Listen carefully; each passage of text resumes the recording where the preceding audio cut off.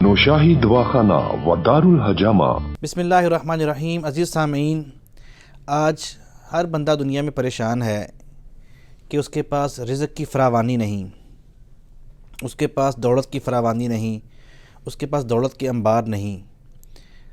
وہ اچھا بڑا تھا تو وہ اسے ریورس گیئر لگا، وہ کسی زمانے میں بہت زیادہ غنی تھا تو ایک وقت آیا کہ وہ اس کے پاس جو ہے وہ حالات ویسے سازگار نہ رہے۔ تو رزق کی کمی کے اسباب کیا ہوتے ہیں؟ عموماً ہم جن چیزوں کو معمولی سمجھ کے نظر انداز کر دیتے ہیں، وہ کیا وجہ ہوتی ہیں ایسی جو ہمارے پاس ایک دولت کی رہل پہل کو ختم کر دیتی ہیں، اور وہ کیا چیزیں ہیں جن کو ہم اڈاپٹ کر کے اختیار کر کے ہم دنیاوی طور پہ غنی اور مالدار ہو سکتے ہیں، صابر اور شاکر ہو سکتے ہیں۔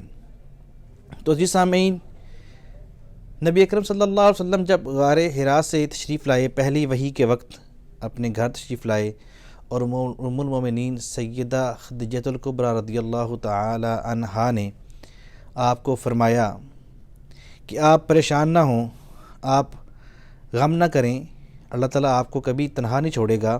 کیوں؟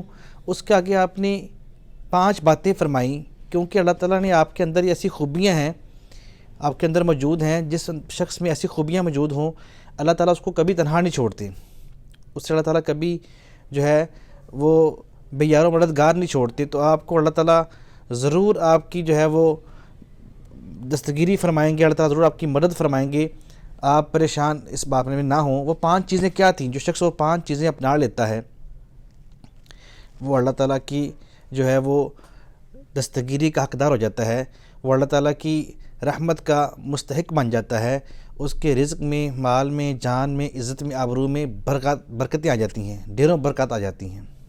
وہ پہلی چیز وہ فرمائی کہ آپ جو ہے وہ انک لتصل الرحم، آپ صلہ رحمی کرتے ہیں، لہٰذا معلوم ہوا کہ پہلی چیز جو عزت اور رزق دینے میں مفید ہوتی ہے وہ صلہ رحمی کرنا ہے، اور اس کی جو متضاد چیز ہے قطع رحمی، یہ رزق کی کمی کا سبب بنتی ہے، اللہ کی ناراضگی کا سبب بنتی ہے۔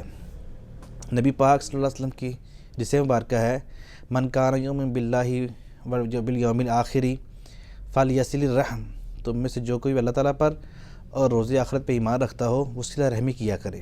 تو صلہ رحمی، قاطع رحم ان بدبخت شخصوں میں سے ہے، قطع رحمی کرنے والا، اپنے خونی رشتہ داروں سے قطع تلقی کرنے والا، جس کو چند جو رحمت کی راتیں جن پہ اللہ تعالیٰ بے بہا لوگوں کو بخشتا ہے، ان کو انعام و اکرام سے نوازتا ہے، ان کی بخشش کرتا ہے، ان راتوں میں بھی جن چند بدبختوں سے اللہ کی رحمت روٹھی رہتی ہے ان میں سے ایک جو ہے وہ قطع رحمی کرنے والا ہے۔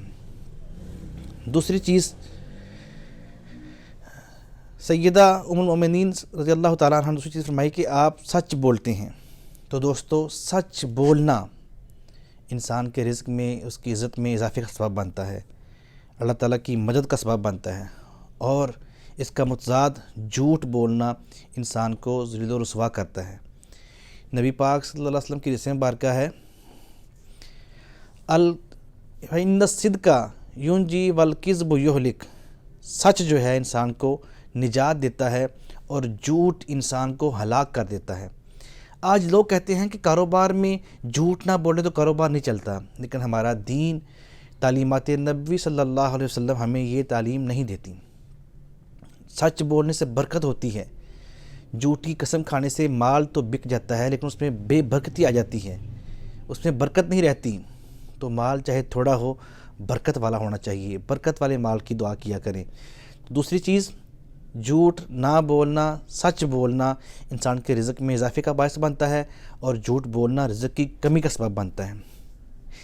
تیسری چیز جو فرمائی ام المومنین سیدہ خدیجہ الکبریٰ رضی اللہ تعالی عنہا نے، وہ تھی وتحمل الکل، آپ لوگوں کا بوجھ اٹھاتے ہیں، مصیبت زدہ لوگوں کے کام آنا، پریشان حال لوگوں کی پریشانیاں دور کرنا۔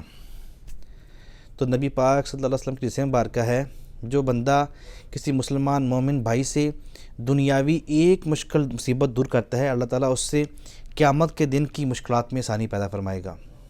لہٰذا دوسروں کی مدد کرنا، دوسروں کے کام آنا، یہ انسان کے رزق میں، عزت میں، مال میں، جان میں، آبرو میں جو ہے وہ اضافے کا باعث بنتا ہے. اور اس سے مخالف مفہوم جو ہے مراد لیا جائے، اس کے متضاد لوگوں کو تنگ کرنا، لوگوں پہ ظلم کرنا، یہ رزق کی کمی کا سبب بنتا ہے.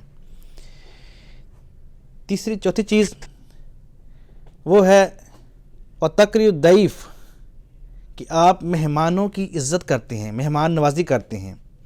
عزیز دوستو، نبی پاک صلی اللہ علیہ وسلم کی سیرت مبارک ہمیں بتاتی ہے کہ مہمانوں کا انسان پہ بڑا حق ہے. جس مبارکہ میں ہے، جو اللہ تعالیٰ پر اور روز آخرت پہ ایمان رکھتا ہو، اسے چاہیے کہ وہ اپنے مہمانوں کا اکرام کرے. فَلْيُكْرِمُ الضَّيْفَ، اپنے مہمانوں کا اکرام کرے، عزت کرے. تو کچھ لوگ مہمانوں کے آنے پہ منہ بسور لیتے ہیں، ماتھے پہ شکن ڈال لیتے ہیں، اپنا جو ہے وہ ان کے ریاکشن عجیب سے ہو جاتے ہیں. تو یہ چیزیں اللہ کی ناراضگی کا، رزق کی ناراضگی کا باعث بنتی ہیں. مہمانوں کے آنے پہ خوش ہونا، ان کی اپنی استطاعت کے مطابق خدمت کرنا، یہ رزق میں اضافے کا باعث بنتے ہیں. اور مہمان تو جاتے وقت کتنی اس گھر کی بیماریاں، اس گھر کی بلائیں اور وبائیں جو ہیں وہ اپنے ساتھ لے کے جاتے ہیں. اگر انسانوں کو یہ پتہ چل جائے تو وہ دعا کر کے مہمانوں کو مانگیں. اور جن لوگوں کو پتہ ہے، اور وہ تو دعا کرتے ہیں کہ ان کا دسترخوان ہمیشہ مہمانوں سے بھرا رہے. تو رزق میں برکت جو ہے وہ مہمانوں کی مہمانداری سے ہوتی ہے. میں بہت سے لوگوں کو جانتا ہوں، دیکھا، اپنے میرا مشاہدہ ہے، جن لوگوں کو میں نے دیکھا کہ وہ پہلے اتنے جو ہے وہ مالدار یا غنی نہیں تھے، لیکن ان کا دسترخوان میں جو ہے ہمیشہ بھرا رہتا تھا. تو اللہ تعالیٰ نے ایک ٹائم آیا کہ ان کو اتنا دیا کہ اب ان کے پاس جو ہے وہ اللہ تعالیٰ کی بڑی رحمت ہے. تو مہمانوں کی عزت کرنا، دسترخوان کو شادہ کرنا، یہ رب کی رحمت کا، رزق میں اضافے کا باعث بنتا ہے. اور مہمان آنے پہ اپنا دل چھوٹا کرنا اور منفی رد عمل دینا، یہ رزق کی کمی کے اسباب میں سے ایک سبب ہے. اور پانچویں اور آخری چیز وہ ہے راہ حق میں آنے والی مصیبتوں پہ صبر کرنا. تو آپ جب سچ بول رہے ہوں، آپ جب حق پہ ہوں، تو مصیبتوں پہ ثابت قدم رہنا، یہ بھی آپ کی عزت اور آپ کے رزق میں اضافے کا باعث بنتے ہیں. ہم میں سے ہر ایک شخص ان نبوی صفات کو اپنانے کی کوشش کریں. اللہ تعالیٰ ہمیں سیرت مصطفیٰ پہ چلنے کی توفیق عطا فرمائے. آئیے ہم آپ کو ایک وظیفہ بھی بتا دیتے ہیں، جس کے پڑھنے سے آپ کے رزق میں، آپ کے کاروبار میں، آپ کی جاب میں ترقی اور برکت جو ہے وہ اس میں شامل ہو جائے گی. وہ کیا ہے؟ اللہ تعالیٰ کے اسماء حسنی ہیں، یا اللہ، یا رزاق، یا نافع، یا باسط. یا اللہ، یا رزاق، یا نافع، یا باسط. ان کو آپ صبح فجر کی نماز کے بعد 3 تسبیحات ان کی اول آخر درود شریف کے ساتھ کریں. اللہ کے فضل سے آپ کا رزق بھی آپ کو اللہ تعالیٰ دے گا، رزق میں اضافہ بھی ہوگا، اور اس میں نفع بھی ہوگا، اور اس میں وسعت بھی ہوگی.